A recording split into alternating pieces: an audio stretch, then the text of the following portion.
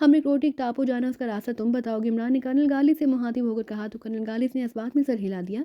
Helicopter बुलंदी पर आया और फिर इमरान ने उसे तेज़ी से एक तरफ बढ़ाना शुरू कर दिया। कमरे का दरवाज़ा खुला और एक अधेड़ उम्र मगर इंतहाई लंबा तिरंगा और मजबूत जिस्म का माली का आदमी अंदर दाखिल हुआ। सामने मेज़ के पीछे ऊंची नशीस वाली कुर्सी पर एक बूढ़ा आदमी मोटी शीशों वाली ऐनक लगाए बैठा था। आपने मुझे बुलाया था डॉक्टर साहब? हाँ कर्नल जॉनसन, मैंने तुम्हें एक ज़रूरी काम के लिए बुलाया है। फरमाइए, बैठो, डॉक्टर ने कहा, जो नाइट वॉच लेबॉर्ट्री का इंचार्ज डॉक्टर नेल्सन था। मुझे भी थोड़ी देर पहले डाव फील्ड से कर्नल गालिस का फ़ोन आया था। अरे क्या कह रहे थे वो? कर्नल जॉनसन ने चौंक कर पूछा। तो डॉक्टर नेल्सन ने उसे कर्नल गालिस और हाफ से होने वाली बातों से आगाह। लेकिन ये कैसे हो सकता है कि माइक्रोफिल्म 2 अफराद के हाथों में आई और उन्हें इस बात का इल्म ही नहीं हुआ कि माइक्रोफिल्म कौन सी है? कर्नल जॉनसन ने हैरत भरे लहजे में कहा, यही बात तो मेरी समझ में नहीं आ रही। तो क्या आपको लगता है कि वो फिल्म वो नहीं जिसे यहाँ स्पेशल स्टोर में रखने के लिए भेजा गया था? मैंने भी इस फिल्म को चेक नहीं किया, हो सकता है कि उनकी बात दुरुस्त हो। डॉक्टर नेल्सन ने कहा। तो फिर आप स्पेशल स्टोर खुलवा कर वहाँ से माइक्रोफिल्म मंगवा कर देख लें। इस फिल्म की चेकिंग से आपको पता चल जाएगा कि कर्नल गालिस और आपने सच कहा है या नहीं। हाँ, इसीलिए तो मैंने तुम्हें बुलाया है। स्पेशल स्टोर तुम्हारे अंडर है, उसे खोलने और बंद करने की जिम्मेदारी तुम्हारी है। तुम जाओ और जाकर माइक्रोफिल्म और स्पेशल प्रोजेक्शन सिस्टम ले आओ। मैं एक नज़र उस फिल्म को देख लूँ, अगर वो फिल्म असली ना हुई तो मैं उसे अपने पास ही रख लूँगा ताकि कर्नल गालिस और हाब यहाँ आएँ तो वो फिल्म मैं उनके हवाले कर सकूँ।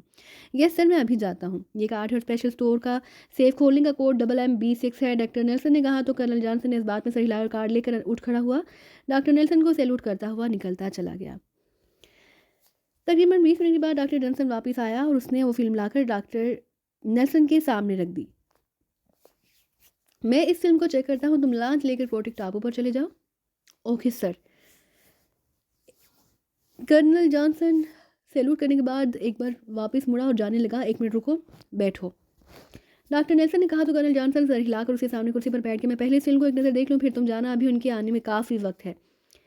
उसे उठते देखकर कर्नल जॉनसन भी उसके एहतराम में उठ खड़ा हुआ। बैठो, मैं अभी 10 मिनट में आता हूँ।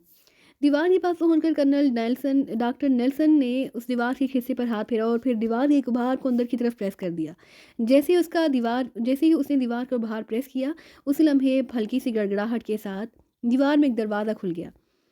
दूसरी तरफ एक हाल कमरा था जो किसी रिसर्च गाह के तौर पर सजा हुआ था। डॉक्टर नेल्सन बॉस को लेकर जैसे ही अंदर गया, हाला खुद बहुत बंद हो गया। कर्नल जॉनसन डॉक्टर नेल्सन का इंतजार करता रहा। 10 मिनट बाद एक बार फिर दीवार में हला बना और डॉक्टर नेल्सन बाहर आ गए। उसके चेहरे पर परेशानी और तशवीश के तासुरात नुमाया थे। उसे देखकर कर्नल जॉनसन एक बार फिर उसके एहतराम में उठ खड़ा हुआ। बैठो, प्रोफेसर जॉनसन ने कहा और आकर अपनी कुर्सी पर बैठ गया। आप कुछ परेशान दिखा रहे हैं सर। हाँ, बात ही परेशानी वाली है। क्यों, क्या हुआ? कर्नल गालिब और आपने कहा था कि उन्होंने जो माइक्रोफिल्म मुझे दी है वो डॉक्टर जरार रिजी के फार्मूलों वाली नहीं है। जी हाँ, आपने बताया था मुझे, लेकिन ये फिल्म तो असली है। डॉक्टर नेल्सन की बात सुनकर कर्नल जॉनसन बेएहतियात उछल पड़ा। ये आप क्या कह रहे हैं सर? अगर आपके पास असल फार्मूलों वाली फिल्म है तो फिर कर्नल गालिस और हाफ से ने आपसे ये क्यों कहा? मैं भी इसी बात पर हैरान हूँ, कर्नल गालिस ने कहा। उसने कंप्यूटराइज चेकिंग की है और डाटा के मुताबिक ऐसे साथ की सेफ में डॉक्टर जरार रिजी की फिल्म मौजूद है। हो सकता है कि कर्नल गालिस को गलत फहमी हुई हो। नहीं, अगर उसने मुझे असल फिल्म भेजी है तो फिर उसने कंप्यूटर का डाटा ये क्यों शो कर रहा है कि फिल्म भी अभी SSR में ही महफूज है। SSR के मास्टर कंप्यूटर को अगर कर्नल गालिस कंट्रोल करता है तो फिर ये भी तो हो सकता है कि उसने गलती से डॉक्टर जरार रिजी की माइक्रोफिल्म को डॉक्टर अल्बर्ट नाम से एंटर कर दिया हो और आपको जो फ़िल्म भेजी गई वो डॉक्टर अल्बर्ट की है। कर्नल जॉनसन ने कहा, नहीं, ऐसा होना नामुमकिन है। अगर दोनों फ़िल्में एक साथ SSR में सेफ रखी जाती तो डेटा भी एहलत एंट्री होने का एहतमाल हो सकता था। लेकिन मेरी मालूमात के मुताबिक स्टार लिबार्टी के डॉक्टर अल्बर्ट के फार्मूले वाली फ़िल्म 1 हफ़्ता पहले SSR की सेफ में रखवाई गई थी। डॉक्टर नेल्सन ने कहा, अरे फिर तो वाकई डॉक्टर डेटा एंट्री में गलती का सवाल ही पैदा नहीं होता। कर्नल जॉनसन ने कहा, मुझे अब शक हो रहा है। कैसा शक? कर्नल गालिस और हार्प ने बताया था कि पाकिस्तानी एजेंट उसी फिल्म के पीछे एक में आए हैं। लेकिन हार्प ने कहा कि पाकिस्तानी एजेंट इंतहाई शातिर और खतरनाक, वो हर मुमकिन तरीके से टाफिल पहुंचने की कोशिश करेंगे। अब उसने मुझे ये बात भी बताई थी कि पाकिस्तानी एजेंटों में एक एजेंट जिसका नाम अली इमरान है, वो किसी की आवाज़ की आसानी से नकल कर सकता है। कहीं ऐसा तो नहीं कि पाकिस्तानी एजेंट टाफिल पहुंच गए और उन्होंने कर्नल गालिस को काबू में कर लिया हो? आओ आओ, अली इमरान के बारे में मैं भी बहुत कुछ जानता हूँ। वो वाकई दुनिया का खतरनाक तरीन इंसान है। उससे कुछ बात नहीं कि वो कब क्या कर गुजरे। इसका मतलब है कि मुझसे फ़ोन पर कर्नल गालिस और हाथ की आवाज़ों में उसी अली इमरान ने बातें की थी। डॉक्टर नेल्सन ने चौंकते हुए कहा। तो फिर अब क्या किया जाए? मैंने तो उन दोनों को लिबर्टी में आने का कह दिया। अब ये कैसे कंफर्म होगा कि कर्नल गालिस और हाफ भी असली हैं या नहीं? आपने उन्हें क्रोटिक जजीरे पर आने का कहा। मैं क्रोटिक टापू पर जाकर उन्हें बेहोश करके उठाकर जहाँ ले आता हूँ। लेकिन उन्हें यहाँ लाने की क्या ज़रूरत है? ये काम तुम क्रोटिक टापू पर भी कर सकते हो। ये भी मुनासिब है, ठीक है, मैं उनकी वहीं चेकिंग करूँगा और अगर वो असली कर्नल गालिस और हाफ़ हुए तो फिर मैं उन्हें लेकर यहाँ आ जाऊँगा। हाँ, अगर वो असली हुए तो फिर उनसे ये बात मालूम करना ज़रूरी है। तो क्या अब मैं जा सकता हूँ? हाँ, जाओ। सुनो, मुझे 20 ट्रांसमीटर पर मुसलसल रिपोर्ट देते रहना, वरना मैं यहाँ इसी शेषोपन में मुब्तला रहूँगा। ओके, आप फ़िक्र ना करें। उसके साथ ही वो उठकर तेज़ से चलता हुआ बैरूनी दरवाजे की तरफ बढ़ता चला गया। क्रोटिक टापू बड़ा नहीं था लेकिन हासा सरसब्ज था। हर तरफ गहरे सब्ज रंग की झाड़ियों लातादार दरख्त थे जिन्हें देखकर ऐसा लगता था जैसे उस टापू पर घना जंगल हो। टापू का दरमियानी हिस्सा मसे था जहां उन्हें हेलीकॉप्टर लैंड करने की जगह मिल गई। हेलीकॉप्टर लैंड करने के बाद वो सब बाहर आ गए। इमरान के पास क्योंकि नक्शा मौजूद था इसलिए वो जानता था कि क्रोटिक टापू से विल्टास जजीरा किस सिमत में है। लॉन्च पहुंच गई है और हम अभी तक जंगल में ही हैं, जूलिया ने मुंह बनाते हुए कहा। तो तुम क्या समझते हो हमें कहाँ होना चाहिए? अब तक हमें साहल पर पहुंच जाना चाहिए था, जूलिया ने इसी अंदाज में कहा। तुम्हारा मतलब है हम बंदरों की तरह दरख्तों पर उछलते कूदते और झूलते हुए जाते? इमरान ने कहा, कॉमन सेंस नाम की भी कोई चीज़ होती है? तुम हमें हेलीकॉप्टर से साहल पर उतार देते, फिर हेलीकॉप्टर लेकर यहाँ आ जाते, फिर अकेले साहिल की तरफ आते तो तुम्हें इतना वक्त ना लगता। अरे बाप रे, अकेला देकर मुझे जंगल का कोई भूत उठाकर ले जाता तो? क्या तुमसे भी बड़ा कोई भूत हो सकता है जो तुम्हें उठा सके? रणवीर ने मुंह बनाकर कहा, हाँ, एक भूत है जो मुझे उठा तो नहीं सकता लेकिन आंखें दिखाकर डरा जरूर सकता है। कौन है वो भूत? यही मेरा हम रकाब। मैं भूत नहीं हूँ, रणवीर ने मुंह बनाकर कहा। भूत नहीं तो भूत के भाई जरूर हो, इसलिए तो मुंह बना बना कर दिखाते हो। इमरान ने कहा। तो वो सब एक बार फिर हंस पड़े। से पहले कि उनमें मजीद कोई बात होती इमरान जकलर ठटक कर रुक गया। क्या हुआ? किसी जहरीली सांप ने काट लिया तुम्हें? तनवीर ने कहा, खामोश रहो। इमरान की नज़रें सामने मौजूद एक दरख्त पर जमी हुई थी। उन्होंने चौंक कर उस दरख्त की तरफ देखा तो वो ये देखकर चौंक पड़े कि पीपल के दरख्त के पत्तों का रंग सुर्ख हो रहा था। ऐसा लग रहा था कि जैसे दरख्त के पत्तों में खून भरा हुआ हो। ये पीपल का दरख्त लग रहा है लेकिन उसके पत्ते इस कदर सुर्ख क्यों हो रहे हैं? ये सब क्या हो रहा है? साला ने हैरतज़दा लहजे में कहा। ये सब मालकम टेज रेस की वजह से हो रहा है, कैप्टन शील ने कहा। तो वो सब चौंक कर उसकी तरफ देखने लगे। मालकम टेज रेस? क्या मतलब? मैंने एक साइंस रिसाले में पढ़ा था कि अगर किसी जंगल में या सरसब्ज इलाके में मालकम टेज रेस फैला दी जाएं तो उसके असर से दरख्तों के पत्ते और पौधों के रंग बदलकर सुर्ख हो जाते हैं। इस धुएं के असर से ताकतवर और बड़े से बड़ा जानवर भी चंद लम्हों में बेहोश हो जाता है। तो क्या इस रेस के असर से इंसान बेहोश नहीं होते? जब ताकतवर जानवर इस रेस के असर से नहीं बच सकता तो इंसान कैसे बच सकता है? इस रेस को इंसानी आबादियों से दूर जंगल में ही फैलाया जा सकता है। यहाँ इंसानी आबादी तो नहीं लेकिन हम तो मौजूद हैं, इमरान ने मुंह बनाकर कहा। ओह, तो क्या ये रेत हमें शिकार करने के लिए यहाँ फैलाई गई है? जूलिया ने कहा। जाहिर है, इसके सिवा और क्या मकसद हो सकता है? इसका मतलब है कि आने वाले अफराद को हम पर शक हो गया है कि हम उनके दोस्त नहीं हैं, सालिया ने कहा। इसीलिए उन्होंने हमें यहाँ शिकार करने का प्रोग्राम बनाया है, इमरान ने कहा। उसी लम्हे उन्होंने सुर्ख होते हुए पौधों और पत्तों से हल्का हल्का सुर्ख धुआं निकलते देखा। सांस रोक लो, इमरान ने कहा। तुम सबने सांस रोक ली। इमरान तेजी से आगे बढ़ा और कांटे वाली झाड़ियों से खुद को बचाता और जमीन पर उगी हुई दूसरी झाड़ियों की तरफ देखने लगा। फिर एक झाड़ी पर नजर पड़ते ही उसकी आंखें चमक उठी। उस झाड़ी की हैरतअंगेज बात यह थी कि टेलकम रेस से वहां तकरीबन तमाम पत्तों और पौधों के रंग सुर्ख हो रहे थे, लेकिन वही झाड़ी जिसका रंग तब्दील नहीं हो रहा था। जल्दी जल्दी इन पत्तों को चबा लो, इमरान ने कहा। तुम सबने पत्तों इमरान से दो दो पत्ते लिए और उन्हें मुंह में डालकर चबाने लगे। अब तुम सब इत्मीनान से सांस ले सकते हो, इमरान ने कहा। तो वो सब गहरे गहरे सांस लेने लगे। इस बूटी को चिली ग्रास ही कहा जाता है। ये जंगलों में पाए जाने वाली आम ग्रास है। साइंसी रिसाले में से इसके बारे में जो तफसील लिखी थी उसके साथ ये भी लिखा गया था कि जंगल में जाने वाले अफराद अगर इन रेस से बचना चाहें तो वो चिली ग्रास चबाकर बच सकते हैं। इन रेस का असर कई घंटों तक बरकरार रहता है और इस रेस से सुर्ख होने वाले पौधों और पत्तों से कई घंटों तक सुर्ख धुआं निकलता रहता है। लेकिन अब चूंकि हमने चिली ग्रास चबा ली है और उसका मिर्चों भरा रस हमारी रगों में उतर गया है, इसलिए हम पर इन रेस का कोई असर नहीं होगा। शायद अगर जहाँ सुर्ख धुंध भी फैल जाए तब भी हम आसानी से सांस ले सकेंगे, इमरान ने कहा। नाइट वॉच लिबर्टी की सिक्योरिटी स्टार एजेंसी के पास है। इस एजेंसी का सरबराह कर्नल जॉनसन है। वो इंतहाई ज़हीन इंसान है। हो सकता है कि उसने या फिर डॉक्टर नेल्सन ने हमारे जाने के बाद टाफील्ड में एक बार फिर रब्ता किया गया हो। फिर अब हम क्या करेंगे? उन्हें ऐसी कोई टिप मिल गई हो जिससे उसके दिमाग में शक का कीड़ा रेंग गया हो। उसके टापू पर आने वाले अफराद उनके दोस्त नहीं दुश्मन है। इस रेस से बेहोश होने वाले 8-10 घंटों से पहले होश में नहीं आता, चाहे उसे लाख एंटी डार्ट लगा दिए जाए, इमरान ने कहा। इसे टाफील्ड से क्या टिप मिली होगी? शक की कोई वजह तो होगी। मुमकिन है कि डॉक्टर नेल्सन ने फार्मूले की फिल्म चेक कर ली हो। हाँ, तुम्हारा तजिया दुरुस्त मालूम होता है। जूलिया ने कहा। उसे लम्हे में बेशुमार अफराद के दौड़ने भागने की आवाज़ें सुनाई दी। वो हमें बेहोशी की हालत में यहाँ से उठाने के लिए आ रहे हैं। सब इधर उधर लेट जाओ, उन्हें ऐसा लगना चाहिए जैसे हम बेहोश हो चुके हैं। इमरान ने कहा, अगर उन्होंने हम पर बेहोशी की हालत में ही फायरिंग कर दी थी तो नहीं, अगर उनका मकसद हमें हलाक करना होता तो यहाँ टालकम रेज ना फैलाते। बहरहाल ऐसा भी तो हो सकता है कि उनके पास जहरीली गैस मौजूद ना हो और हमें काबू करने के लिए उन्होंने रेस फैलाई हो। जूलिया ने कहा, होने को तो कुछ भी हो सकता है। इमरान ने कहा। तो उन सबने इस बात में सर हिला दी। तेजी से इधर उधर फैलकर ज़मीन पर यूं लेट गए जैसे वो वाकई बेहोश हो गए हों। तुम भी ज़मीन पर लेट जाओ कर्नल गाली, ज़मीन पर लेटे ही तुम गहरी नींद सो जाओगे। जब तक मैं तुम्हें जागने का ना कहूँ तुम नहीं जागोगे। इमरान ने कर्नल गाली से करीब आकर उसकी आंखों में आंखें डालते हुए कहा, जो अहमकों की तरह उन सबको ज़मीन पर लेटते और आंखें बंद करते देख रहा था। इमरान का हुक्म सुनते ही वो तेज़ी से ज़मीन पर लेट गई और लेटते उसकी आंखें बंद हो गईं।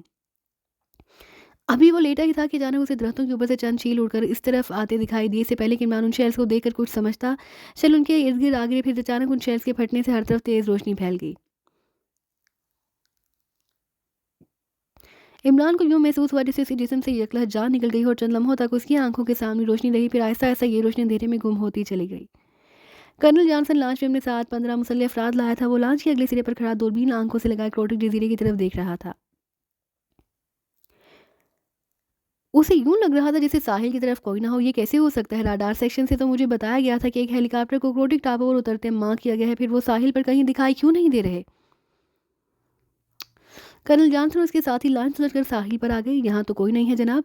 मैं भी देख रहा हूँ, कर्नल जॉनसन ने मुंह बनाकर कहा। यस सर, मुझे ट्रांसमीटर ला कर दो। Hello hello colonel Johnson calling over, hello over. Colonel Johnson ने मुसलसल कॉल देते हुए कहा, yes William attending you from radar section. William, तुमने कहा था कि तुमने कर्नल जॉनसन का हेलीकॉप्टर क्रोटिक जजीरे की तरफ आते देखा है। यस सर, हेलीकॉप्टर क्रोटिक टापू पर लैंड हुआ है। ओवर। लेकिन साहिल पर तो कोई हेलीकॉप्टर मौजूद नहीं। ये कैसे हो सकता है जनाब? एक मिनट जनाब, मैं अभी चेक करके बताता हूँ। विलियम ने कहा। चंद लम्हों के लिए ट्रांसमीटर पर खामोशी छा गई। फिर विलियम उसे हेलीकॉप्टर के क्रोटिक टापू पर लैंड होने की सिमत और पोजीशन बताने लगा। ये कैसे मुमकिन है? उस लोकेशन के मुताबिक तो हेलीकॉप्टर टापू के सेंटर में लैंड हुआ है। ओवर। कर्नल जॉनसन ने हैरत भरे लहजे में कहा। अब इस बात का जवाब तो आपको कर्नल गालिस ही दे सकता है। ओके, मैं चेक करता हूँ, कर्नल जॉनसन ने कहा। फिर उसने ओवर एंड ऑल कहकर राब्ता ख़त्म कर दिया। अब मुझे यकीन हो गया कि डॉक्टर नेल्सन का शक बेबुनियाद नहीं था। यहाँ आने वालों में ज़रूर कोई ना कोई गड़बड़ है। कर्नल गालिस तो हमेशा हेलीकॉप्टर साहिल पर लाता है, जबकि इस बार वो हेलीकॉप्टर टापू के सेंटर में ले गया है। Marty. Yes sir. Talcum rays gun कहाँ पर है? मेरे पास है जनाब। सब गैस मास्क पहनो और टालकम रेज जंगल में फायर कर दो। लेकिन जनाब, जो कह रहा हूँ करो। नॉनसेंस। Yes sir. उसके बाद मार्टिन ने जंगल के मुख्तलिफ हिस्सों की तरफ मालकम तेज रेज फायर किया। फिर उसने गन अपनी पेटी में उड़स ली। अभी चंद लम्हों में पूरे जंगल में फैल जाएगी ये रेस जनाब, और यहाँ हर तरफ सुर्ख धुंध फैल जाएगी, मार्टिन ने कहा। तो कर्नल जॉनसन ने इस बात में सर हिला दिया। अब तुम सब आगे बढ़ो, टापू के सेंटर की तरफ चले जाओ। मार्टिन। कर्नल जॉनसन ने अपने करीब खड़े मार्टिन से कहा, सर मुझे ना जाने क्यों यहाँ शदीद खतरा महसूस हो रहा है, लेकिन इसके बावजूद मुझे ऐसा लग रहा है जैसे हालात वो नहीं है जो होने चाहिए। क्यों जनाब, आपको ऐसा क्यों लग रहा है? मार्टिन ने कहा, मेरी छठी हिस्स किसी खतरे का अलार्म बजा रही है, और मेरी छठी हिस्स जब भी खतरे का अलार्म बजाती है तो कुछ ना कुछ ज़रूर होता है। तो मैं काम करो, अपने साथियों से कहो कि ये जंगल जाते हुए हर तरफ वाइट लाइट शेल भी फायर करते जाएं। ऐसा तो मुमकिन नहीं कि कर्नल गालिस और हार्क मालकम टेजेस के ऐसे से बेहोश ना हो, लेकिन अगर ऐसा हो तो वह वाइट लाइट शेल से नहीं बच सकेंगे। यस सर, मैं अभी अपने साथियों से कह देता हूँ, मार्टिन ने कहा। फिर वो चीख चीख कर अपने साथियों से कहने लगा। अभी से गए थोड़ी ही देर गुजरी होगी, कर्नल जॉनसन के हाथ में मौजूद ट्रांसमीटर से तेज सीटी की आवाज़ सुनाई दी। Hello hello, Dallas calling over. Yes colonel Johnson attending you. Over. Colonel Johnson ने क्रस्त लहजे में कहा। हमें कर्नल गालिस और हाफ मिल गए हैं। ओवर।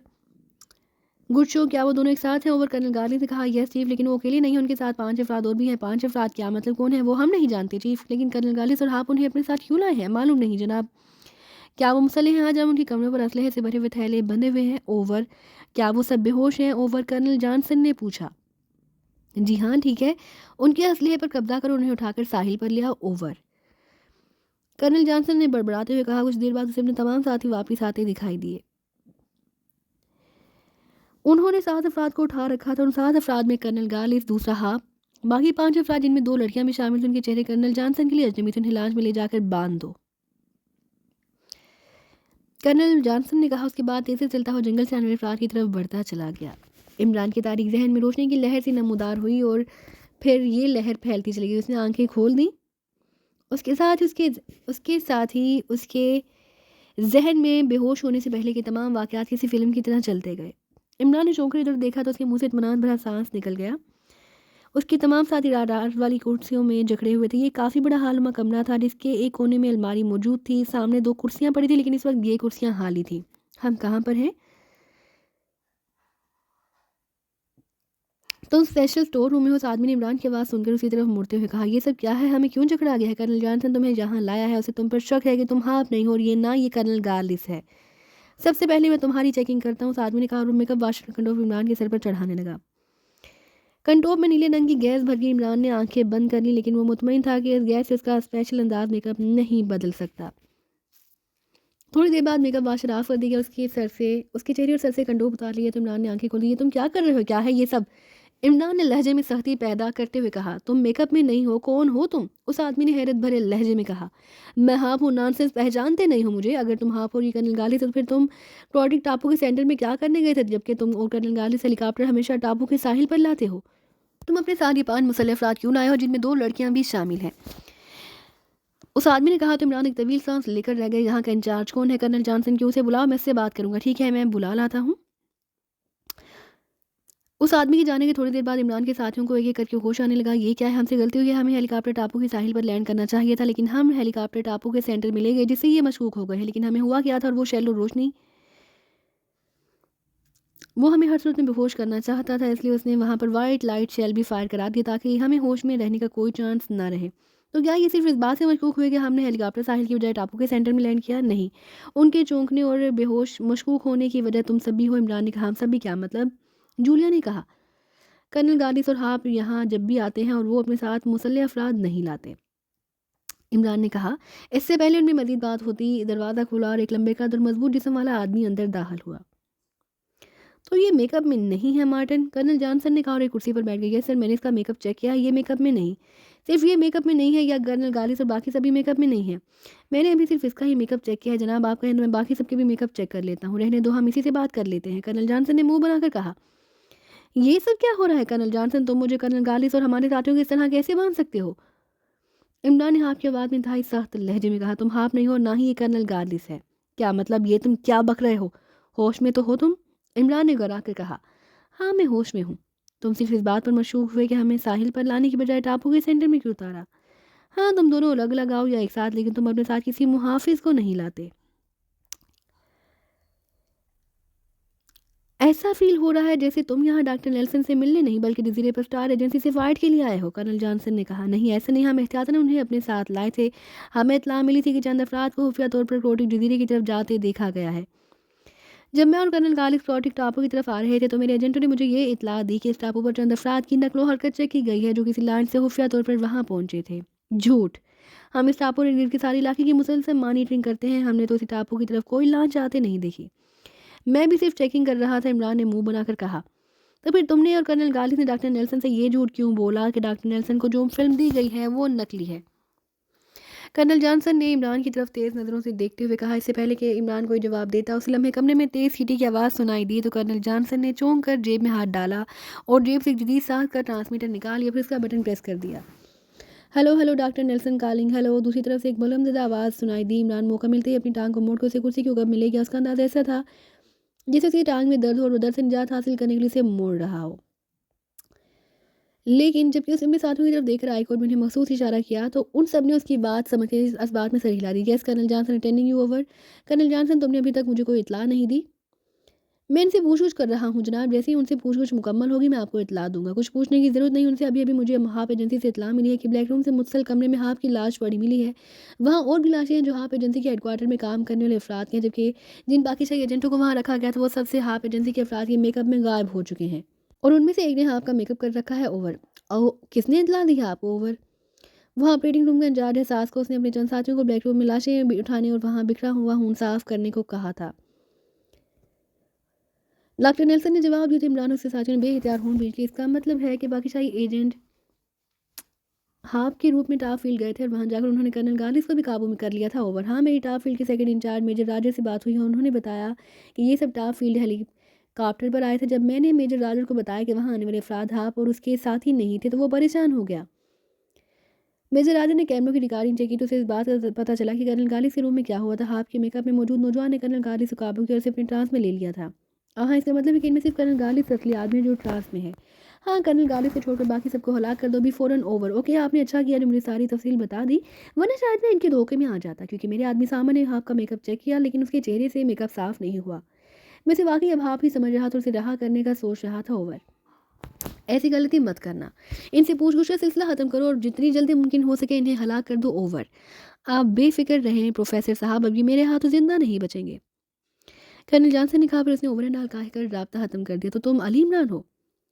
डॉक्टर को गलत इत्तलात दी गई है कर्नल जॉनसन। मैं ही हाफ़ हूँ। इमरान ने हाफ़ के लहजे में कहा। बकवास बंद करो, नॉनसेंस। मेरी छठी हिस्स ने पहले से ही मुझे गड़बड़ का पता दे दिया था। तुम गलत कर रहे हो कर्नल जॉनसन, इमरान ने घबराकर कहा। मैं कह रहा हूँ अपनी बकवास बंद करो। मार्टिन, इन्हें गोलियों से डाल दो। Yes sir. डूमर, अलमारी से मशीन पिस्टल निकाल कर उन्हें गोलियां मार दो। उनकी लाशें बर्फ की भट्टी में डाल दो। Yes sir. आओ मार्टिन, हुक्म की तामील करो फौरन। मार्टिन ने डोमर से कहा और कर्नल जॉनसन के पीछे बढ़ गए। Yes boss. डोमर ने अलमारी से एक मशीन पिस्टल निकाल कर मुड़ते हुए कहा। उसी लम्हे कर्नल जॉनसन और मार्टिन एक दूसरे के पीछे चलते हुए कमरे से बाहर निकल गए।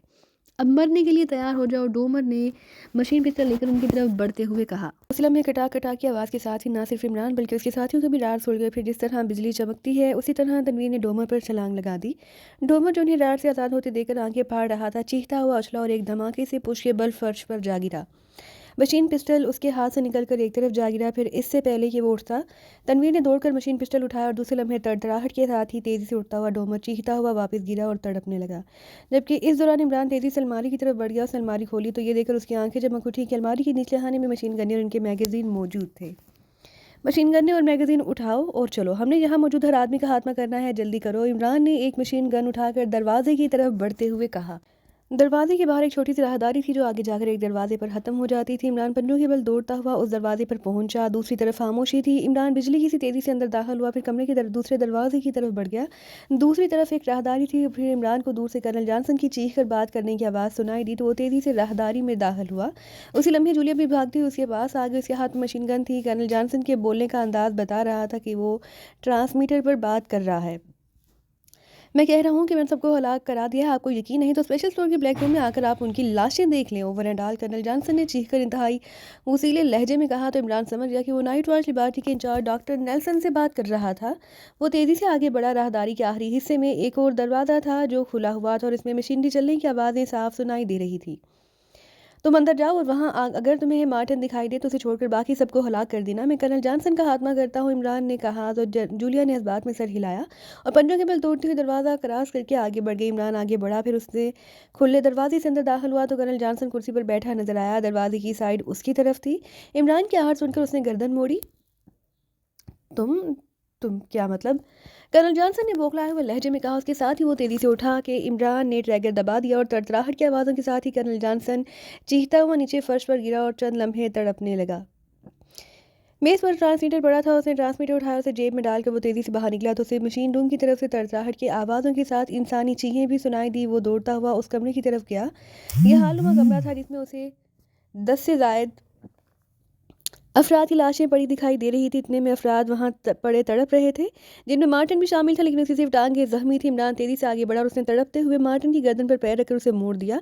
मार्टिन के हलक से हरहराहट की आवाज़ें निकलने लगी। स्पेशल रूम कहाँ है? स्पेशल स्टोर कहाँ पर है? बोलो जल्दी बोलो वरना। इमरान ने पैर को वापस मोड़ते हुए कहा।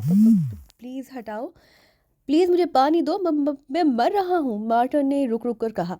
पहले स्पेशल स्टोर के बारे में बताओ, फिर पानी मिलेगा और अगर तुमने सच बताया तो मैं तुम्हारी ड्रेसिंग भी कर दूंगा वरना।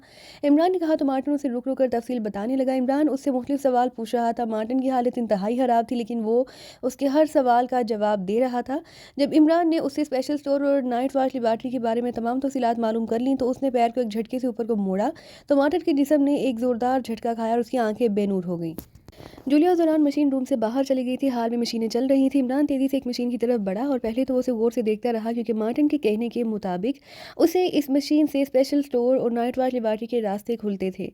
ये कंप्यूटराइज मशीन थी। इमरान कुछ देर उसे देखता रहा, फिर उसे मशीन मशीन गन कांधे से लटकाई और मशीन गन को ऑपरेट करने लगा। थोड़ी देर बाद अचानक सामने दीवार में गड़गड़ाहट की आवाज़ के साथ ही हला नमूदार हो गया। इमरान मशीन छोड़कर तेज़ी से दौड़ता हुआ उस हला में दाखिल हुआ तो दूसरी तरफ एक बड़ा हाल था जिसमें अलमारियाँ मौजूद थी उन अलमारियों पर सुर्ख रंग की लहरें हरकत करती हुई दिखाई दे रही थी। इमरान ने कांधे से मशीन गन उतारी और उसने एक अलमारी की जड़ की तरफ नाल कर रुख करके फायर खोल दिया। तड़तड़ाहट की आवाज़ों के साथ ही फर्श के टुकड़े उड़ते चले गए और वहाँ एक सुर्ख रंग की मोटी सी तार अलमारी के नीचे जाती दिखाई देने लगी।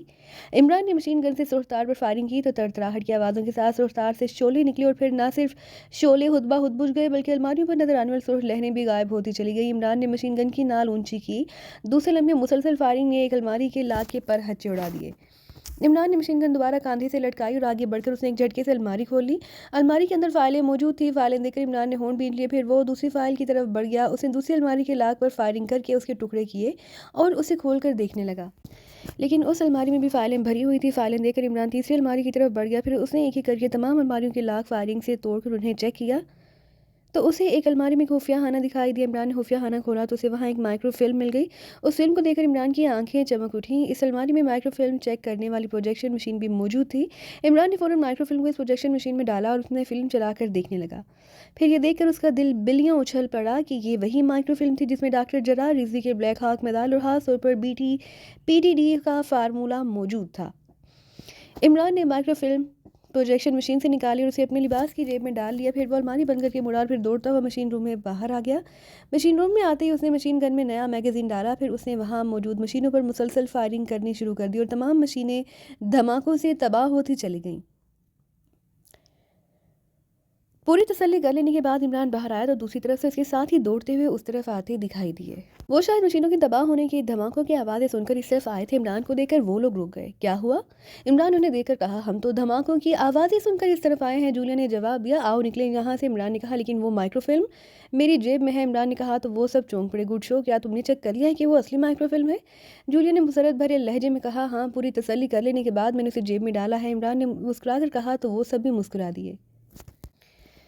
रास्ते में उसने बताया कि लिबार्टी के साथ साथ इमरान ने बताया कि लिबार्टी के साथ साथ उसने जजीरे को भी तबाह करने का इंतजाम कर दिया है। मैंने मखसूस मशीनों के जरिए ऐसी सेटिंग कर दी है कि स्पेशल स्टोर और लिबार्टी में लगी हुई एटमी बैटरियां 2 घंटे के अंदर अंदर ओवरलोड होकर ब्लास्ट हो जाएंगी। मैंने उन तमाम मशीनों को तबाह कर दिया। अब कोई चाहे भी तो बैटरियों को ओवरलोड होकर तबाह करने से नहीं रोक सकेगा। इमरान ने कहा, फिर तो हमें जल्द से जल्द यहाँ से निकल जाना चाहिए। सालिया ने कहा, यहाँ मुझे कोई हेलीकॉप्टर नज़र नहीं आ रहा, मगर ऐसा नहीं हो सकता। इमरान ने चारों तरफ देखते हुए कहा, हमारी हेलीकॉप्टर कोटी टापू पर मौजूद है, हम वहां पहुंचकर उसे हासिल कर सकते हैं। कैप्टन शील ने कहा, नहीं, कर्नल जॉनसन पर हमारी असलियत खुल गई थी, इसलिए ये नामुमकिन है कि उसने हेलीकॉप्टर को अभी तक वहां रहने दिया होगा। इमरान ने कहा, तो फिर मैं किसी ऊंचे दरख्त पर चढ़कर चेक करता हूँ, शायद यहाँ कोई हेलीकॉप्टर नजर आ जाए। सफदर ने कहा, हाँ, जल्दी करो। इमरान ने कहा तो सफदर तेजी से भागता हुआ एक ऊंचे दरख्त की तरफ बढ़ा। फिर मशीन गन अपने कांधे से लटकाकर बिजली की सी तेजी से उस पर चढ़ता चला गया। थोड़ी देर बाद वो नीचे आ गया। इमरान साहब, वो 2 हेलीकॉप्टर मौजूद हैं और दोनों यहाँ से हाथ से करीब फिजा में बुलंदी पर मौजूद हैं। ओह, वेरी बैड, अब यहाँ से निकलना मसला बन जाएगा। इमरान ने तशवीश ज़दा लहजे में कहा।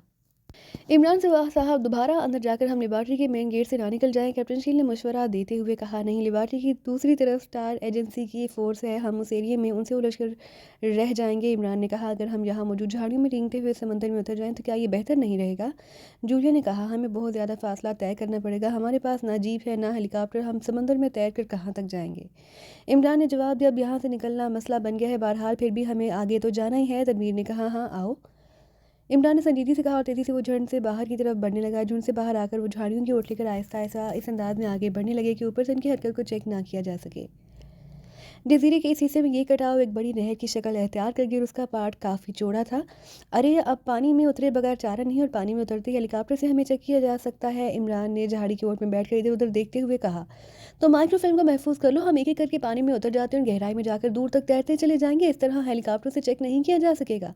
जूलिया ने कहा, नहीं, हम आखिर कितनी देर पानी के अंदर रह सकेंगे? सांस लेने के लिए जैसे ही हम पानी से सर निकालेंगे हेलीकॉप्टर से होने वाली फायरिंग की जद में आ जाएंगे। इमरान ने कहा, हम क्यों ना इस चटाव के किनारे किनारे समंदर के इस हिस्से की तरफ बढ़ जाएं जहां हमें लॉन्च में लाया गया था, हो सकता है कि वहां हमें लॉन्च मिल जाए। जूलिया ने कहा, हाँ, अब ऐसा ही किया जा सकता है कि इसके सिवा दूसरा कोई रास्ता भी नहीं। आओ। इमरान ने इस बात में सर हिलाकर कहा। फिर झाड़ियों में ट्रालिंग करते हुए आगे बढ़ते चले गए। जजीरे की हिफाजत 2 गनशिप हेलीकॉप्टर कर रहे थे जो जजीरे पर चकराते फिर रहे थे। इन हेलीकॉप्टरों को इस तरफ आते देखकर वो सब झाड़ियों में दुबक जाते। फिर जैसे ही हेलीकॉप्टर आगे पीछे होते वो ट्रालिंग करने लग जाते। वो सब तेज़ी से आगे बढ़े जा रहे थे। आगे जाते उन्हें गड़ाप की आवाज़ सुनाई दी तो वो समझ गए कि इमरान पानी में उतर गया है। उनकी नज़रें ऊपर कुछ फासले पर मौजूद हेलीकॉप्टरों पर जमी हुई थी। दोनों हेलीकॉप्टर एक महसूस सर्कल में चक्कर काट रहे थे। वो सब इमरान के पीछे पानी में उतर गए। फिर हेलीकॉप्टरों हेलीकॉप्टरों से बचते हुए दूसरे किनारे की तरफ बढ़ने लगे। कटाव क्रॉस करके वो दूसरे किनारे की तरफ आए और उन्होंने इमरान को दूसरी तरफ क्रॉलिंग करते हुए झाड़ियों की तरफ बढ़ते देखा, तो वो सब भी इसके पीछे क्रॉलिंग करते हुए झाड़ियों में पहुंच गए। किसी भी हेलीकॉप्टर से हमें चेक तो नहीं किया गया, सफदर ने कहा। अगर वो चेक कर लेते तो अब तक मिसाइल फायर हो चुके होते और हम में से कोई जिंदा ना होता। इमरान ने कहा। वो काफ़ी देर तक झाड़ियों में दुबके रहे, फिर जब उनके लिबास खुश्क हो गए तो एक बार फिर क्रॉलिंग करते हुए आगे बढ़ने लगे। वो बार बार सर उठाकर हेलीकॉप्टरों की तरफ देख रहे थे, लेकिन हेलीकॉप्टर में मौजूद अफराद की उन पर नज़र नहीं पड़ी थी, क्योंकि हेलीकॉप्टर बदस्तूर मखसूस अंदाज में राउंड लगा रहे थे। इमरान को अब काफ़ी हद तक इत्मीनान हो गया था कि वो उन्हें डाज देकर वहाँ से निकलने में कामयाब हो गए हैं। कुछ ही देर में वो झाड़ियों से निकलकर दरख्तों के दूसरे झंड में पहुँच गए। चलो अब हमें जल्द से जल्द यहाँ से निकलना है, किसी भी वक्त स्पेशल स्टोर में होने वाली कत्ल वारत सामने आ सकती है, फिर यहाँ हर तरफ फोर्स ही फोर्स नजर आएगी, इमरान ने कहा। और एटमी बैटरियों के ब्लास्ट होने में भी वक्त कम है, जूली ने कहा। हाँ आओ, इमरान ने कहा। फिर वो झुंड से निकलकर एक बार फिर झाड़ियों की ओर लेते हुए आगे बढ़ते चले गए। दूर दूर तक झाड़ियों से भरा हुआ मैदान दिखाई दे रहा था, जिसमें जगह जगह दरख्तों के झंड थे। अब वो वैसे ही हेलीकॉप्टरों की चेकिंग रेंज से काफ़ी फासले पर पहुंच चुके थे, इसलिए वो झंड में झाँकते हुए आगे बढ़ने लगे। इमरान तेज़ी से एक दरख्त की ओट में हो गया। उसके साथियों ने दरख्तों के पीछे छुपने में देर ना लगाई, क्योंकि अभी वो थोड़ी ही दूर गए थे कि उन्हें हुक्म से कई हेलीकॉप्टरों की गड़गड़ाहटों की आवाज़ें सुनाई दी, जैसे हेलीकॉप्टरों का पूरा स्क्वाडन आ रहा हो। हेलीकॉप्टरों का स्क्वाड उनके सिरों से होता हुआ आगे बढ़कर उनकी नज़रों से ओझल हो गया और थोड़ी देर बाद उनकी आवाज़ें भी मालूम हो गई, तो इमरान समझ गया कि वो किसी और मिशन पर जा रहे हैं। उन्होंने एक बार फिर आगे बढ़ना शुरू कर दिया। 20 मिनट आगे बढ़ने के बाद उन्हें दूर एक इमारत दिखाई दी, जिसके बाहर कई गाड़ियाँ और जीपें मौजूद थी, जो शायद स्टार एजेंसी की फोर्स के इस्तेमाल में रहती थी। उसी तरफ दूर समंदर के साहिल पर उन्हें चंद लांचें भी दिखाई दे रही थी। लांचें देखकर उनके चेहरों पर खुशी के तासुरात उभर आए। वो अब समंदर में तैरकर उन लांचों तक पहुंच सकते थे, फिर उनमें से किसी लांच पर कब्जा करके वहां से निकल सकते थे। यहाँ दरख्तों की बहुतायत थी और वो दरख्तों और झाड़ियों की आड़ में समंदर के किनारे तक पहुंच सकते थे। उन्होंने अपनी रफ्तार तेज़ कर दी। अभी वो थोड़ी ही दूर गए होंगे कि अचानक उन्हें सामने इमारत की तरफ से कुत्तों के भौंकने की आवाज़ें सुनाई दी, तो वो सब बेएहतियात हटक कर रुक गए, क्योंकि ये आम कुत्तों की आवाज़ें नहीं थी। ये दुश्मनों को ट्रेस करने के लिए इस्तेमाल किए जाते थे। जिस अंदाज में आवाज़ें सुनाई दे रही थी, इससे साफ जाहिर होता था कि ये कुत्ते इस इमारत में मौजूद हैं और उन्हें इमारत से बाहर लाया जा रहा है, और शायद वो ट्रेस करने के लिए कुत्तों को बाहर ला रहे हैं। अब हमारे लिए मसला बढ़ जाएगा, इमरान ने कहा। इमरान साहब, ये कुत्ते महसूस बू पाते ही आगे बढ़ते हैं, साले ने कहा। हाँ, लेकिन बहरहाल बहरहाल ये तरबियत याफ्ता कुत्ते हैं, इसलिए ये अजनबियों की तरह लपकेंगे और उनके साथ यकीनन मुसल्लह अफराद भी होंगे, इसलिए हमारा बच निकलना मुश्किल हो जाएगा। इमरान ने तशवीश भरे लहजे में कहा। तो फिर अब क्या किया जाए? जूलिया ने होंठ चबाते हुए कहा। हम इस इलाके से हटकर समंदर की तरफ जाना होगा। मुझे यकीन है कि कुत्ते साइड के इलाकों की तरफ ले जाए जा रहे हैं, इस तरफ ये शायद ना आए। इमरान ने कहा। तो उन सब ने इस बात में सर हिला दी। फिर उन्होंने अपनी रूह बदली और काफ़ी फासले पर जाकर वो एक बार फिर साहिल की तरफ बढ़ने लगे। अब वो इमारत से काफ़ी फासले पर थे और थोड़ी देर में वो इमारत वाले हिस्से से बहुत दूर आ गए। अब उन्हें कुत्तों के भौंकने की आवाज़ें सुनाई ना दे रही थी। वो शायद इमरान के ख्याल के मुताबिक दूसरी तरफ चले गए थे। कुछ फासले पर उन्हें साहिल के पास एक लांच दिखाई दी। लांच रुकी हुई थी और साहिल पर कोई दिखाई नहीं दे रहा था। हमने इस लांच को हासिल करना है, इमरान ने कहा, लेकिन हम लांच पर खामोशी से कब्जा करेंगे, फिर लांच में रुककर उन अफराद का इंतजार करेंगे जो इस लांच से यहाँ आए हैं। उनके वापस आते ही हम उन्हें काबू करेंगे, फिर हम लांच में समंदर में ले जाएंगे। इस तरह हम पर शक नहीं किया जाएगा। हम रूटीन के मुताबिक लांच समंदर में घुमाएंगे। रात तक हमें इस जजीरे के इर्द गिर्द ही रहना पड़ेगा और फिर रात होते ही हम यहाँ से निकल जाएंगे। इमरान ने कहा। लेकिन हम इस जजीरे के करीब कैसे रह सकते हैं? आपने बैटरियों को चार्ज किया है? हाँ वाकई, अब हमारे पास सिर्फ 50 मिनट बाकी हैं, इमरान ने कहा। तो फिर हम इस लांच पर कब्जा करते हैं, फिर उसे लेकर निकल चलते हैं। हमारे पीछे कोई आए तो फिर हम उससे निपट लेंगे, जूलिया ने कहा। हाँ, अब इसके सिवा और चारा भी क्या है, इमरान ने कहा। अगर तुम कहो तो मैं जाकर लांच पर कब्जा करूं, तब तक सब इर्द गिर्द के माहौल पर, खास तौर पर ऊपर मौजूद हेलीकॉप्टरों पर नजर रखो, तनवीर ने कहा। ठीक है, तुम जाओ, सबके जाने से बेहतर है कि हम में से एक जाकर लांच पर कब्जा करे, फिर हमें काशन दे दे, उसके बाद ही हम लांच पर जाएंगे, इमरान ने कहा। तो तनवीर ने इस बात में सर हिलाया और तेजी से झाड़ियों में रेंगता हुआ साहिल की तरफ बढ़ता चला गया। साहिल के करीब जाकर वो उठा और फिर उसने इधर उधर देखते हुए बिजली की सी तेजी से दौड़ लगा दी। दौड़ते दौड़ते वो हवा में उछला और किसी परिंदे की तरह हवा में बुलंद होता हुआ गौड़ाब से समंदर में जा गिरा। फिर उन्होंने तनवीर को पानी के अंदर गोता लगाते हुए देखा। मुझे उम्मीद है इन चंद लम्हों में वो किसी तरह नज़रों में ना आया होगा, इमरान ने कहा। वो इंतहाई बेचैनी के आलम में इर्द गिर्द का जायज़ा लेते रहे, बार बार लांच की तरफ देख रहा था, जैसे वो तनवीर के काशन का मुंतज़िर हो। जल्दी करो तनवीर, हमारे पास वक्त बहुत कम है, जूलिया ने इंतहाई बेचैन से लहजे में कहा। उसके साथ बाकी सबकी नज़रें भी लांच पर जमी हुई थी, लेकिन उन्हें तनवीर किसी जानिब से लांच की तरफ बढ़ता हुआ दिखाई नहीं दे रहा था। अब क्या करें, तनवीर तो कहीं दिखाई नहीं दे रहा, क्या मैं लांच पर जाऊँ? नहीं, तनवीर लांच पर पहुंच चुका होगा, इमरान ने कहा। कब कैसे? हमने तो उस लांच पर चढ़ते नहीं देखा। वो लांच के उगबे हिस्से से ऊपर गया है। ये मखसूस साहत की लांच है, जिसके अगले और उगबे हिस्से पर सीढ़ियां लगी हुई हैं। तनवीर ने कलमंदी का सबूत दिया। अगर वो सामने वाले हिस्से से ऊपर जाता तो आसानी से देखा जा सकता था, जबकि वो उगबे हिस्से से गया है ताकि वो हेलिकॉप्टर में मौजूद अफराद की नज़रों में भी आने से छुप सकता हो। इमरान ने कहा, क्या वो तुम्हें नज़र आया है? जूलिया ने पूछा। हाँ, वो देखो, वो इशारा कर रहा है, चलो जल्दी चलो। उसने लांच क्लियर कर दी है। इमरान ने कहा। तो उन सब ने चौंक कर लांच की तरफ देखा तो उन्हें लांच के एक डेक पर तनवीर दिखाई दे, जो उन्हें महसूस इशारा करके तेज़ी से पीछे हट गया था। वो सब तेज़ी से झाड़ियों में रेंगते हुए आगे बढ़े, फिर उठकर तेज़ी से साहिल की तरफ दौड़ पड़े। दौड़ते दौड़ते उन्होंने भी लंबी छलांगें लगाईं। फिर वो सब पानी में गिरते चले गए। पानी में जाते उन्होंने तेज़ी से लांच की तरफ तैरना शुरू कर दिया। थोड़ी देर में वो सब लांच में थे। यहाँ 2 मुहाफिज मौजूद थे, जो शायद लांच की हिफाजत के लिए मौजूद थे। मैंने कब से आकर उन दोनों की गर्दनें तोड़ दी। अब लांच क्लियर है, तनवीर ने कहा। तो इमरान ने इस बात में सर हिलाया। फिर वो तेज़ी से कंट्रोल रूम की तरफ बढ़ता चला गया। तो सब लांच के मुख्तलिफ हिस्सों में फैल जाओ। हमले की सूरत में तुम्हें ही सब कुछ संभालना है। मैं लांच कंट्रोल करके इंतहाई तेज़ रफ्तारी से यहाँ से निकालने की कोशिश करता हूँ। इमरान ने कहा। ठीक है, हम संभाल लेंगे, जूलिया ने कहा। सब्ज़ा, तुम लांच के निचले हिस्से की तलाशी लो। ये स्टार एजेंसी की लांच है, इसमें ज़रूर बाहरी असलहा मौजूद होगा। अगर दूर मार राइफल या मिसाइल लॉन्चर मिल जाए तो ले आओ, ताकि हेलीकॉप्टर को निशाना बनाया जा सके। इमरान ने कहा। तो सब्ज़ा सर हिलाकर तेज़ी से एक तरफ बढ़ गया। इमरान कंट्रोल रूम में आया। उसने लांच का इंजन स्टार्ट किया। फिर उसने लांच आहिस्ता आहिस्ता साहिल से पीछे हटानी शुरू कर दी। उसकी नज़रें इस दौरान 2 हेलीकॉप्टरों पर जमी हुई थी, जो जजीरे का मुसलसल राउंड लगा रहे थे। हेलीकॉप्टर काफ़ी फासले पर थे। समंदर में स्टार एजेंसी की फोर्स की जो लांचें और मोटर बोट्स थीं, वो भी उनसे काफ़ी फासले पर थीं।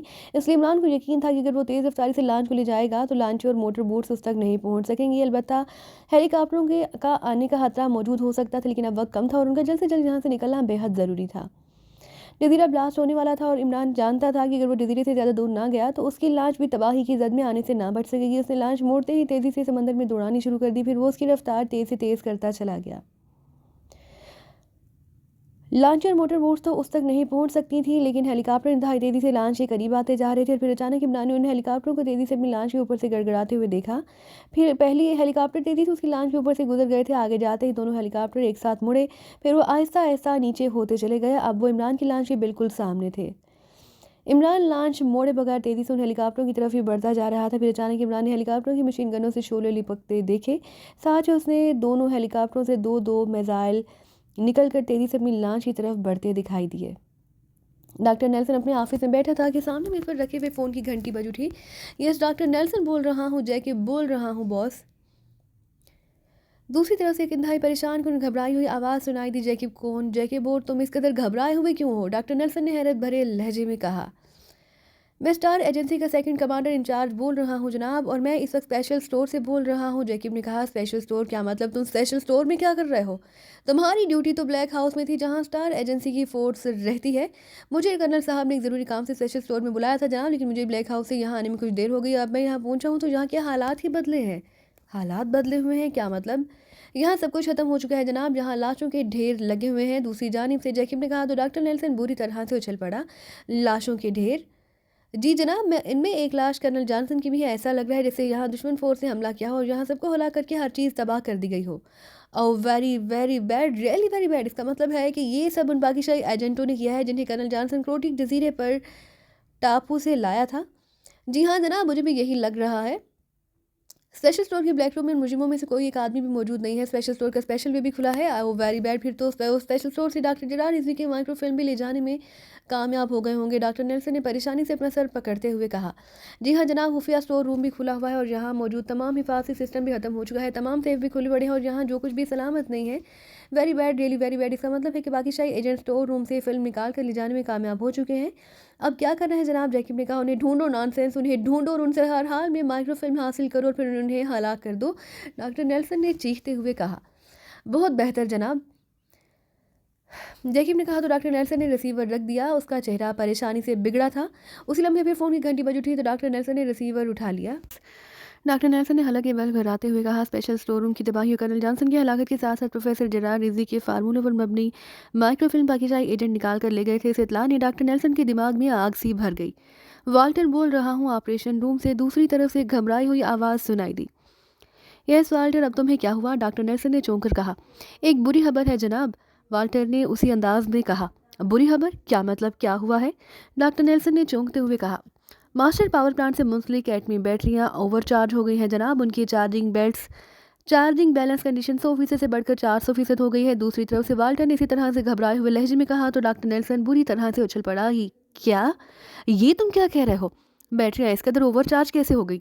डॉक्टर नेल्सन ने चीखते हुए कहा, मैं नहीं जानता जनाब, मैं ऑपरेशन रूम में बैठा काम कर रहा था कि एक मशीन अचानक हीट अप हो गई। मैंने उसे चेक किया तो पता चला कि इस मशीन की बैटरी गर्म है। मैंने फौरी तौर पर बैटरियों की चेकिंग की तो ये देखकर मेरे होश उड़ गए कि ऑपरेशन रूम की तमाम मशीनों और खासतौर पर रिएक्टर्स के पावर प्लांट की बैटरियां ओवरचार्ज हो रही हैं और इसका उनका नुकता खुलाव मुसलसल बढ़ता जा रहा है। वाल्टर ने कहा, ओ गॉड, ये सब कैसे हो गया? तमाम बैटरियां तो बैलेंस कंडीशन में थी, फिर ये फास्ट पावर कैसे होगी?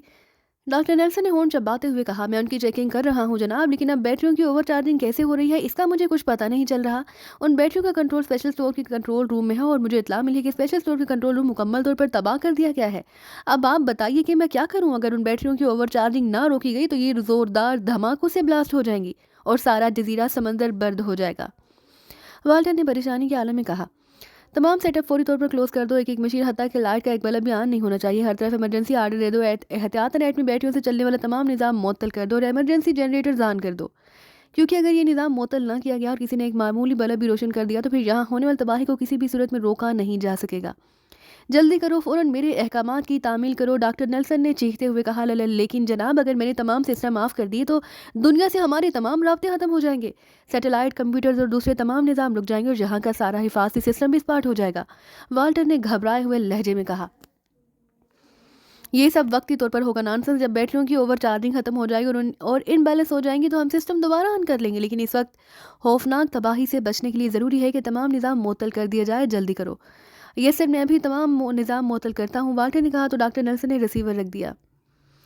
उसके चेहरे पर शदीद परेशानी और खौफ के तासुरात उभर आए। ये सारा काम उन पाकिस्तानी एजेंटों का मालूम होता है। उन्होंने ही यकीनन स्पेशल स्टोर रूम के कंट्रोल रूम से बैटरियों को हाई चार्जिंग पर लगा दिया होगा और फिर उन्होंने उन मशीनों को तबाह कर दिया ताकि बैटरियों की ओवर चार्जिंग को किसी तौर पर रोका ना जा सके और जहां खौफनाक तबाही फैलाई जाए।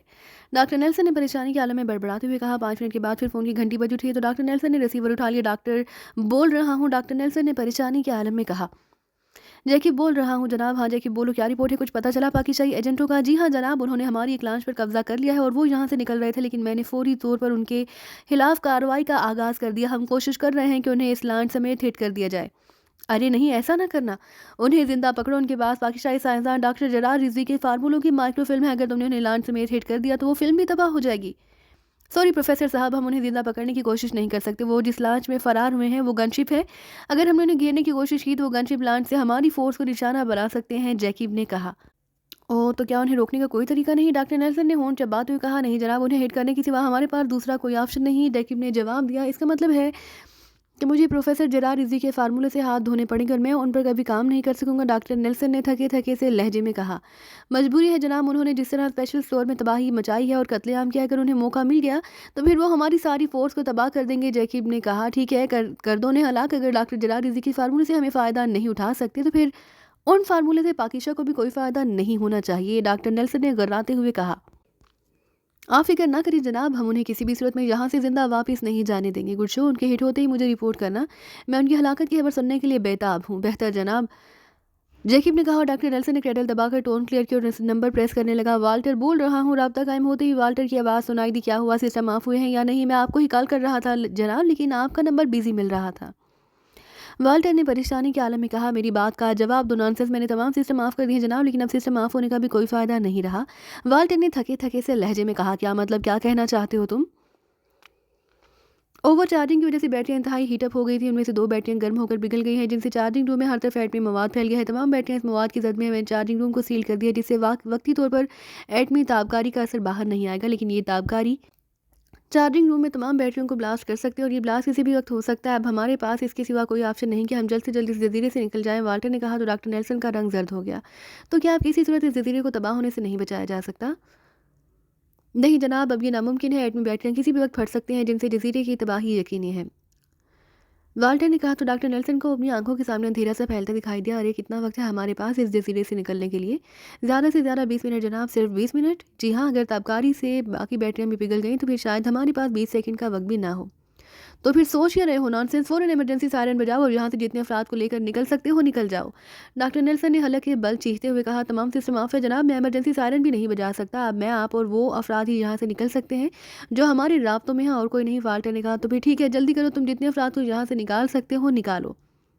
मैं जैकिब से कहकर हेलीकॉप्टर मंगवाता हूँ और हम फ़ौरन यहाँ से निकलते हैं। डॉक्टर नेल्सन ने कहा, ठीक है जनाब। जैकिब ने कहा। तो डॉक्टर नेल्सन ने फ़ौरन कैडल पर हाथ मारकर टोन क्लियर की। टोन क्लियर होते ही वो जैकिब को कॉल करने लगा, लेकिन अभी से चंद बटन प्रेस यही थे कि अचानक यूँ ज़मीन लरज़ने लगी जैसे वहाँ खौफनाक ज़लज़ला आ गया हो। ये क्या हो रहा है? डॉक्टर नेल्सन ने खौफ भरे लहजे में कहा। उसी लम्हे एक ज़ोरदार धमाका हुआ। डॉक्टर नेल्सन अपनी कुर्सी समेत उछलकर पीछे दीवार से टकराया। इससे पहले कि वो उठता, माहौल तेज़ और इंतहाई खौफनाक धमाकों से लर्ज उठा और डॉक्टर नेल्सन को यूँ महसूस हुआ जैसे कमरा खौफनाक धमाके से फट पड़ा हो और वो उसके साथ उसके पर चिढ़ गए हों। हेलीकॉप्टर से मिसाइल निकलकर जैसे ही लॉन्च की तरफ बढ़े, इमरान ने बिजली की सी तेज़ी से लॉन्च साइड में घुमा दी। मिसाइल लॉन्च के करीब से गुजरते हुए पानी में गिरे और तार पीडों की तरह बर्क रफ्तारी से आगे बढ़ते चले गए। इमरान ने इंतहाई माहिराना अंदाज में लॉन्च को मोड़ते हुए मिसाइल और फायरिंग से बचा लिया। मोड़ काटते ही उसने लॉन्च इंतहाई बर्क रफ्तारी से जिगजैग अंदाज में आगे बढ़ानी शुरू कर दी।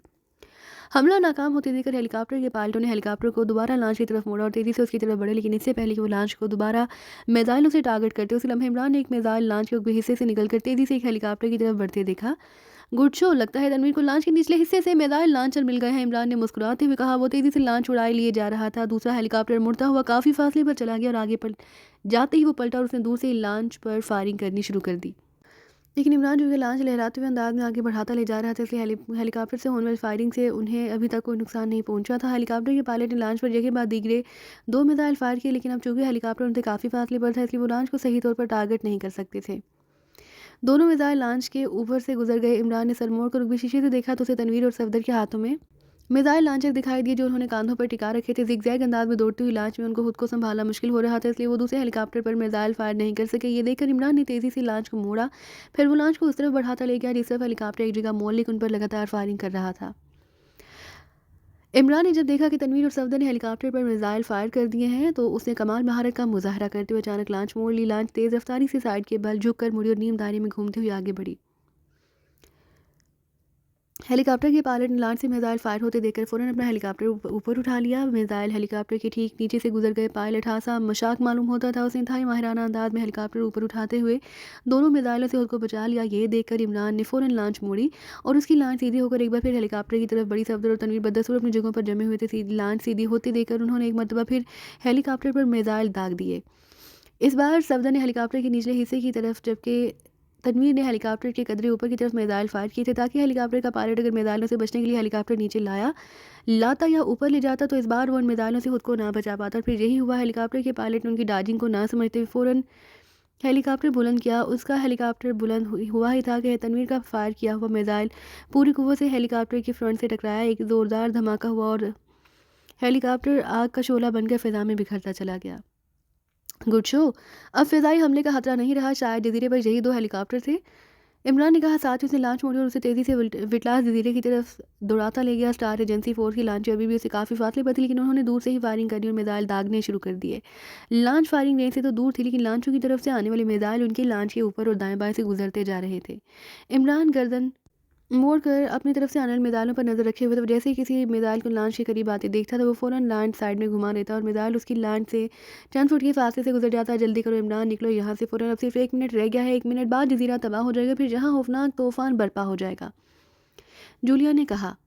फिक्र ना करो, मैं कोशिश कर रहा हूँ कि हम यहाँ से जितनी दूर जा सकते हैं पहुँच जाएं। इमरान ने कहा। उसने लॉन्च फुल रफ्तार से दौड़ानी शुरू कर दी। 1 मिनट बाद इमरान ने बेएख्तियार होंठ भींच लिए। फोर्स की लॉन्च वो काफ़ी पीछे छोड़ आए थे, लेकिन जज़ीरे पर अगर तबाही शुरू हो जाती तो समंदर में आने वाले खौफनाक तूफान से बचना अब भी उनके लिए मुश्किल साबित हो सकता था। वक्त खत्म हो गया। जूलिया ने घबराए हुए लहजे में कहा। हाँ, अल्लाह ताला ही हमारी मदद कर सकता है। हम जितनी कोशिश कर सकते थे हमने कर ली। जूलिया ने बेएहतियात अपनी रिस्ट वॉच देखना शुरू कर दी। इमरान लॉन्च की रफ्तार कम किए बगैर उसे मुसलसल दौड़ाए लिए जा रहा था। 1 मिनट गुजर गया, फिर दूसरा मिनट, फिर तीसरा मिनट भी गुजर गया, लेकिन जज़ीरे पर कोई धमाका ना हुआ। ये क्या, 3 मिनट गुजर गए हैं लेकिन जज़ीरा तबाह नहीं हुआ? जूलिया ने हैरत भरे लहजे में कहा।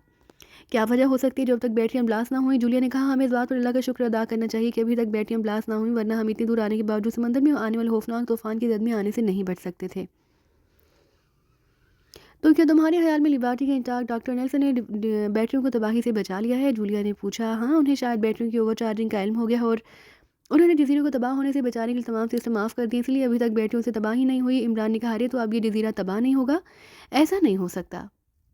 कुछ वक्त के लिए वो तमाम सिस्टम ऑफ करके बैटरियों को ओवरचार्ज होने से रोक सकते हैं, लेकिन उनमें से अगर एक बैटरी भी लीक हो गई और उससे मवाद निकलकर बाहर आ गया, तो ये ताबकारी मवाद चार्जिंग रूम के लिए बदस्तूर खतरा बना रहेगा और वहाँ मौजूद बाकी तमाम बैटरियाँ उस ताबकारी के असर से ब्लास्ट हो जाएंगी और ये अमल कितनी देर में हो सकता है? मेरा मतलब है कि अगर कोई बैटरी पिघल गई तो उससे निकलने वाला तापकारी मवाद दूसरी बैटरियों को कितनी देर में नुकसान पहुंचा सकता है? इसमें 10 से 15 मिनट भी लग सकते हैं और अगर एक से ज़्यादा बैटरियाँ पिघल जाएँ तो उनसे निकलने वाला तापकारी मवाद खतरनाक हो सकता है। अरे! इसका मतलब है कि अब हम भी खतरे में हैं? जूलिया ने कहा, हाँ, खतरा तो बहरहाल है ही। हमें अगर 10 मिनट मिल जाएँ तो फिर हम इस खतरे से निकल सकते हैं, वरना नहीं। इमरान ने कहा, तब फिर तुम लॉन्च की रफ्तार और बढ़ा दो ताकि हम मज़ीद आगे निकल जाएँ और तापकारी मवाद के असर से बच जाएँ। जूलिया ने कहा, यही कोशिश कर रहा हूँ। इमरान ने कहा, ये टापू विटलाह जजीरे से इसी बहरी मील के फासले पर था। टापू देखकर इमरान को इसीलिए इत्मीनान हुआ कि वो खौफनाक तबाही की जद से निकल आए हैं। उसने लांच उन दरख्तों के पीछे रोक दिया। अब अगर स्टार एजेंसी की फोर्स लांच और बूट लेकर उस तरफ आती तो वो आसानी से उनकी लांच तलाश नहीं कर सकते थे। लांच रोकर वो सब लांच से कूद कर बाहर आए। फिर वो तैरते हुए किनारे पर आ गए। फिर वो किनारे से होते हुए उस तरफ बढ़ते चले गए जहाँ उन्होंने हेलीकॉप्टर छोड़ा था। अभी वो रास्ते में ही थे कि उन्हें दूर से इंतहाई तेज़ खौफनाक धमाकों की आवाज़ें आनी सुनाई दी, ऐसे जैसे वहाँ जलजला आ रहा हो। वो सब बिखर कर नीचे बैठ गए। बैठियों ने ब्लास्ट होकर अपना काम कर दिखाया। बिटलास जजीरा अब खौफनाक तबाही से नहीं बच सकता। इमरान ने मुस्कुराते हुए कहा, अच्छा हुआ है जो इस जजीरे को तबाह होने में वक्त लग गया, वरना इस बार इस डेंजर मिशन में हम भी जिंदा सलामत ना बचते। ये वाकई अल्लाह ताला का हम पर खसूसी करम हुआ है जो उन्होंने ओवरचार्ज होने पर बैटरियों के सिस्टम बंद कर दिए थे। अगर ये तबाही पहले हो जाती तो हम में से शायद ही कोई जिंदा सलामत होता, कैप्टन शील ने कहा। हाँ, वाकई हम पर अल्लाह ताला का खसूसी करम हुआ है जो हम इस टापू पर पहुंचने में कामयाब हुए हैं। जल्दी करो, समंदर में आने वाला तूफान इस टापू को भी नुकसान पहुंचा सकता है। हमें जल्द से जल्द इस टापू को भी छोड़ना पड़ेगा, वरना इस टापू की लर्जिश उसे भी समंदर बर्द कर सकती है, इमरान ने कहा। फिर उसने उठकर तेजी से एक तरफ दौड़ना शुरू कर दिया। वो जिस हिस्से में भाग रहे थे वहाँ ना तो कोई चट्टान गिरी थी, ना ही कोई दरख्त उखड़ा था। मुसलसल और इंतहाई तेज रफ्तारी से भागते हुए वो सब इस जगह पहुंच गए जहाँ उन्होंने दरख्तों के झुंड में हेलीकॉप्टर छुपाया था। फिर ये देखकर उन सबकी आंखें चमक उठी कि हेलीकॉप्टर बदस्तूर वहीं मौजूद था। कर्नल जॉनसन उन्हें बेहोश करके वहाँ से ले ज़रूर गया, लेकिन उसने और उनके आदमी ने उस हेलीकॉप्टर की हिफाजत के लिए वहाँ कोई आदमी छोड़ा था ना। उनका ख्याल था कि उन सबको हलाक करने के बाद वो इस हेलीकॉप्टर को वहाँ से ले जाएंगे। हेलीकॉप्टर देखते उन्होंने छलांगे लगाई। फिर वो सब एक एक करके हेलीकॉप्टर में दाखिल हो गए। इमरान ने पायलट सीट संभाली और हेलीकॉप्टर को बुलंदी पर लाया। उन सबकी नज़रें उस तरफ जम गई जिस में विटलास जजीरा था। दूर होने के बावजूद ये देखकर उनकी आंखें फैल गई कि समुद्र की बड़ी बड़ी और इंतहाई ऊंची लहरें इंतहाई बर्फ रफ्तारी से हर तरफ बढ़ी आ रही थी। यूँ लग रहा था जैसे समुद्र में खौफनाक तूफान आ गया हो। बाप रे, ये तूफान तो इस टापू तक पहुंच गया है। अगर हमें ये हेलीकॉप्टर ना मिलता तो हम इस जजीरे के साथ ही गर्क हो जाते। मैं तो यही समझ रहा था कि ताबकारी से उठने वाला तूफान इस टापू तक नहीं पहुंचेगा, लेकिन ये तूफान तो इससे कहीं आगे बढ़ आया है। इमरान ने होंठ चबाते हुए कहा, हमें अल्लाह का शुक्र अदा करना चाहिए जिसने हमें ना सिर्फ इस टापू तक पहुंचा दिया बल्कि हमें यहाँ हेलीकॉप्टर भी मिल गया है, वरना। जूलिया ने समंदर की खौफनाक लहरों को देखते हुए कहा, यहाँ जो ताबकारी फैलेगी उससे समंदर का माहौल आलूदा नहीं होगा, और ये ताबकारी शहरी इलाकों तक पहुँच गई तो क्या होगा? सफदर ने पूछा। इस लेबॉर्ट्री में O1 लेवल की ताबकारी थी। रेडियो एक्टिव सिस्टम में O6 लेवल की ताबकारी होती है जो सबसे खतरनाक और दूर तक फैलकर तबाही मचा सकती है, जबकि O1 लेवल की ताबकारी के असरात महदूद होते हैं। समंदर के नमकीन पानी में इसके असरात फौरी तौर पर तो ख़त्म नहीं होते, लेकिन बहरहाल ये मुकम्मल तौर पर ख़त्म हो जाते हैं। इससे समुद्री माहौल आलूदा ज़रूर होता है, लेकिन उसका असर चंद घंटों से ज़्यादा देर तक का नहीं होता। इमरान ने कहा तो सबने इस बात में सर हिला दी। विटलास जजीरा तो तबाह हो गया, अब टॉप फील्ड और हाफ एजेंसी के हेडक्वार्टर का क्या करना है? जूलिया ने चंद लम्हे खामोश रहने के बाद कहा। एक्रीमिया के लिए विटलास जजीरे की तबाही किसी अलमिया से कम ना होगी। अगर हमने हाफ एजेंसी का हेडक्वार्टर और टॉप फील्ड भी उड़ा दी तो उनकी कमर ही टूट जाएगी, इमरान ने कहा। तो क्या हाफ एजेंसी का हेडक्वार्टर और टॉप फील्ड तबाह नहीं करेंगे? सफदर ने कहा, हमारा डेंजर मिशन मुकम्मल हो गया है। मैं हमेशा अपने मिशन पर तवज्जो देता हूँ। टॉप फील्ड और हाफ एजेंसी में मौजूद अफराद हमारी तरह अपने मुल्क के लिए काम कर रहे हैं, दहशतगर्द नहीं है कि कीड़े मकोड़ों की तरह उनका सफाया कर दिया जाए, इमरान ने नागवार से लहजे में कहा। आपका जहन कुदरत का एक करिश्मा है जिसका कोई मुकाबला नहीं कर सकता। आपकी जगह कोई और होता तो इन दो स्वार्थों में तबाह करके ही यहाँ से निकलता। कैप्टन शील ने इमरान की तरफ देखते हुए इंतहाई तहसीन आमेज लहजे में कहा, ये मेरी खुशकिस्मती है कि कैप्टन शील की तुम मेरी तारीफ कर रहे हो, वरना मैं क्या और मेरी बसात क्या, यहाँ तो सुपरमाइंड मौजूद है। इमरान ने मुस्कुराते हुए कहा, अच्छा वो कौन है? कैप्टन शील ने मुस्कुराते हुए कहा, जनाब आगा सुलेमान पाशा, जिसे सालों पुराना हिसाब लफ्ज़ बा लफ्ज़ याद है। फिर वो मकवी हरीरा जात का इस्तेमाल करके अपने दिमाग की मुसलसल ओवर हालिंग करता रहा है। अब तो उसका जहन इस कदर तेज़ हो चुका है कि उसके सामने मेरा जहन बैलगाड़ी महसूस होता है, इमरान ने कहा। तो वो सब खिलखिलाकर हंस पड़े। और दूसरा कौन है? जूलिया ने मुस्कुराते हुए कहा, यही अपना कैप्टन शकील।